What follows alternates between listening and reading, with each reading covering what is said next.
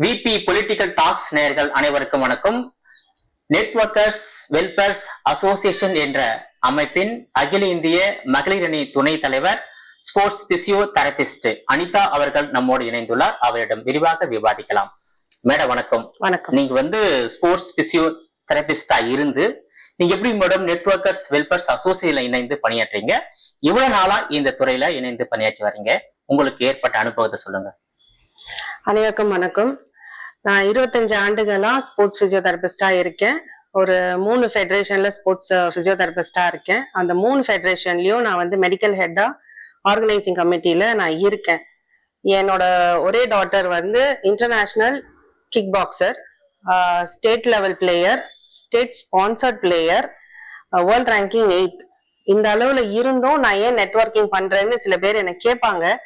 அப்படி கேட்க வேண்டிய அவசியம் முதல்ல கிடையாது. ஏன்னா இது ஒரு புனிதமான தொழில். ஏன்னா எனக்கு நன்மை அடையுது. எனக்கு நன்மை அடையிறத என்னை சுத்தி இருக்கிற மக்களுக்கு நான் தெரிவிக்கிறேன். அதுதான் நெட்வொர்க்கிங்னாலே அதுதான் பேசிக் கான்செப்ட். ஒரு விஷயம் எனக்கு பிடிச்சிருக்கு, நான் செய்யறேன், நான் அதனால பயனடைகிறேன், அதனால என்னை சுத்தி இருக்கிற மக்களுக்கு நான் தெரிவுபடுத்துறேன். இதுதான் நெட்வொர்க்கிங். இதுல ஒரு சில நிறுவனங்கள், சில போலி நிறுவனங்கள் ஒரு இன்வெஸ்ட்மெண்ட் கம்பெனின்னு வச்சுக்கோங்களேன். அவங்க என்ன பண்றாங்க, ஷார்ட் டியூரேஷன்ல சம்பாதிக்கிறதுனால ஏமாந்த மக்களை அவங்க ஐடென்டிஃபை பண்ணிக்கிட்டே இருப்பாங்க. ஏமாந்த மக்களை டார்கெட் பண்ணி அவங்க கிட்ட இருந்து பணம் பறிக்க ட்ரை பண்றாங்க. இத நாங்க கட் பண்ணணும், எங்களுக்கு கவர்மெண்ட் சப்போர்ட்டும் வேணும்ன்ற ஒரே நோக்குக்காக வர இந்த மாசம் பிப்ரவரி மாசம் 24ஆம் தேதி காமராஜ் அரங்கத்துல பிரம்மாண்டமா ஒரு மாநாடு நடத்துறோம். இது பியூரா அவேர்னஸ் ப்ரோக்ராம், அதாவது விழிப்புணர்வு ப்ரோக்ராம் மக்களுக்காக. சோ யாருக்கெல்லாம் விழிப்புணர்வு தெரியணும்னு நீங்க ப்ராபகேட் பண்றீங்களோ அவங்க எல்லாம் இங்க எங்களை மாதிரி ஆட்கள், அதாவது நான் இந்த தொழில இருக்கேன், நான் ஒரு ஸ்போர்ட்ஸ் பிசியோவா இருக்கேன், வெல் செட்டில்டு இதுல இருக்கேன், நல்ல இதுல இருந்தாலும் நான் ஏன் நெட்வொர்க்ல பண்றேன்னா எனக்கு பிடிக்குது, நான் பயனடைகிறேன், என்னோட மக்களுக்கு நான் தெரிவிக்கிறேன். சோ இந்த மாதிரி நல்ல பழக்க வழக்கங்கள் வருது இதுல. இந்த மாதிரி வெளியில போய் நீங்க அதை ப்ராபகேட் பண்ணீங்கன்னா இத தொழிலாவும், இப்ப ஏன்னா இளைஞர் பாதி பேருக்கு தொழில் இல்லாம இருக்காங்க. எங்க நீங்க பெரிய பெரிய படிப்பு படிச்சோம், டபுள் டிகிரி படிச்சு போயும் அவங்களுக்கு ஒரு நல்ல சம்பளம் இல்லாத ஒரு சூழ்நிலையில நம்ம இது போயிட்டு இருக்கிறதுல தான் கையிலேயே ஒரு தொழில் இருக்கு. நெட்வொர்க்ன்றது தனவே ஆண்டர்பிரினர்ஷிப்னு சொல்லுவாங்க இங்கிலீஷ்ல. ஆங்கிலத்துல ஆண்டர்பிரினர்ஷிப், சுய தொழில் நம்ம கிட்டயே இருக்கு. ஒரு நல்ல ப்ராடக்ட்டை சூஸ் பண்ணுங்க, அந்த நல்ல ப்ராடக்ட்டை யூஸ் பண்ணி பாருங்க. அந்த நல்ல ப்ராடக்ட் யூஸ் பண்ணி உங்களுக்கு பிடிச்சி நீங்க பயனடைஞ்சீங்கன்னா அதை உங்க மக்களுக்கு சொல்லுங்க, உங்க ஃப்ரெண்ட்ஸுக்கு சொல்லுங்க, ரிலேட்டிவ் சொல்லுங்க. அது தொழிலாவே நீங்க எடுத்துட்டு போகலாம்.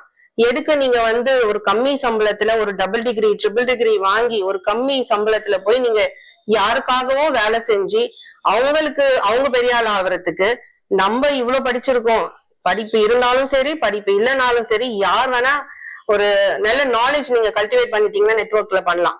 உங்க சுத்தி இருக்கிறவங்களுக்கு நீங்க பண்ணி நீங்க சம்பாதிக்க போறீங்க. இதை விட மிக சிறந்த தொழில் இருக்குமா அப்படின்னு கேட்டா வாய்ப்பு இல்லை.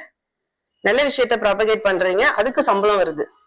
இப்ப நம்ம சில விஷயத்த சொல்றோம், எப்படி இருந்தாலும் இப்ப எனக்கு எப்படி பேஷண்ட்ஸ் வராங்க, என் பேஷண்ட்ஸ் எப்படி வராங்கன்னா, நான் நல்லா ட்ரீட் பண்றேன், அதை ஒரு பேஷண்ட் போய் இன்னொருத்தங்கிட்ட சொல்றாங்க.